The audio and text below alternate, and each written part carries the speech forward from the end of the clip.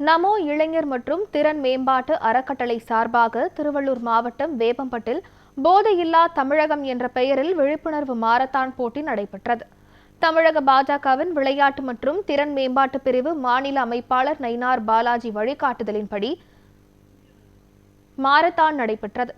திருவள்ளூர் மேற்கு மாவட்டத்தின் விளையாட்டு மற்றும் திறன் மேம்பாட்டு பிரிவின் தலைவர் வழக்கறிஞர் தினேஷ் கார்த்திக் இந்த மாரத்தான் நிகழ்ச்சியை ஏற்பாடு செய்திருந்தார்.